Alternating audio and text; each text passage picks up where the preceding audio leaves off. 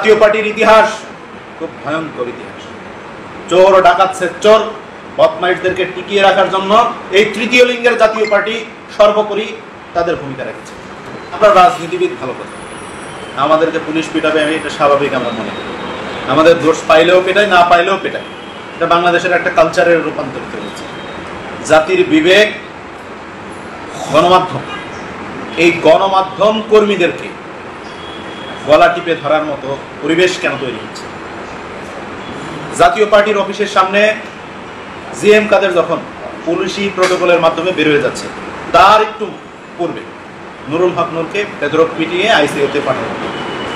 যখন সাংবাদিকরা প্রশ্ন করেছে যে দুটি রাজনৈতিক দলের মধ্যে ধাওয়া পাল্টা দেওয়ায় পরবর্তী পরক্ষণে আপনি পুলিশি প্রটোকলে যাচ্ছেন আর নুরুল হক নূরকে হসপিটালে নেওয়া হয়েছে, তাকে বেধড়ক পিটিয়ে রক্তাক্ত করা হয়েছে, তার প্রায় 1 থেকে 150 নেতাকর্মী আহত হয়েছে। সাংবাদিকদের এই প্রশ্ন করা কি অপরাধ ছিল? তারা প্রশ্ন করতে পারে। জিএম কাদেরকে এই প্রশ্ন করায় জিএম কাদের সাংবাদিকদের উপর গাড়ি চালিয়ে দেওয়ার অবস্থা। সাংবাদিক মারুফ, ভোরের কাগজ সম্ভবত, সাংবাদিক মারুফের উপর গাড়ি চালিয়ে দেওয়ার অবস্থা করেছিল। সে পড়ে গিয়েছিল গাড়ির নিচে। একজন রাজনৈতিকবিদ সে যদি মনে করে এদেশের মানুষের নিরাপত্তা নিশ্চিত করবে, সে সামান্য একজন তার দিকে ভিন্নভাবে প্রশ্ন করায় একজন সাংবাদিক জাতির বিবেক তার নিরাপত্তা দিতে পারে না, ও দেশের নিরাপত্তা দিবে কি? ও বড় চোর।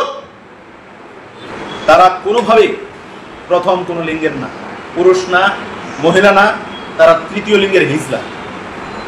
এই জাতীয় পার্টি, এই জাতীয় পার্টির জিএম কাদের পুলিশি প্রটোকলে যায়, জুলাই যোদ্ধা নুরুল হক নূর সে যায় আইসিইউতে।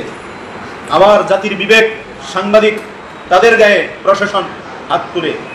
অন্তর্বর্তীকালীন সরকারকে বলতে চাই, বিগত 17 বছর আওয়ামী লীগ এবং আওয়ামী লীগের প্রশাসন সাংবাদিকদের গলা টিপে ধরেছিল। তার ভয়ঙ্কর পরিণতি হয়েছে, দেশ ছেড়ে পালিয়ে যেতে হয়েছে। আপনারা যদি সেই পথে হাঁটার চিন্তা করেন, পরিস্থিতি এক হবে, ভিন্ন কোনো রাস্তা খুঁজে পাবেন না। গতকালকে রাতে যখন জাতীয় পার্টির অফিসের সামনে ঝামেলা চলছে দুই পক্ষের, তখন প্রশাসন কোনো দিক বিদিক না তাকিয়ে বাংলাদেশ প্রতিদিনের একজন প্রতিনিধিকে, দুর্জয় আহমেদকে পিটিয়ে রক্তাক্ত করে ফেলেছে। সে আহত, হসপিটালে ভর্তি এখন। এছাড়াও আরো বেশ কয়েকজন আহত হয়েছে। একের পর এক আপনারা সাংবাদিক হেনস্থা করবেন। আমি নিজেও সেই পেশার মানুষ ছিলাম, জার্নালিজমের জগৎ ছেড়ে এসে রাজনীতিতে এসেছি। এই পেশার প্রতি আমার শ্রদ্ধা, ভালোবাসা সব আছে। এই পেশাকে কলঙ্কিত করার চেষ্টা করবেন না, এই পেশাটাকে কখনো টুটি চেপে ধরার চেষ্টা করবেন না। আমরা যা দেখেছি তাই তুলে ধরেছি জনগণের কাছে। সত্যকে সত্যভাবে তুলে ধরার চেষ্টা করার সুযোগ দিতে হবে।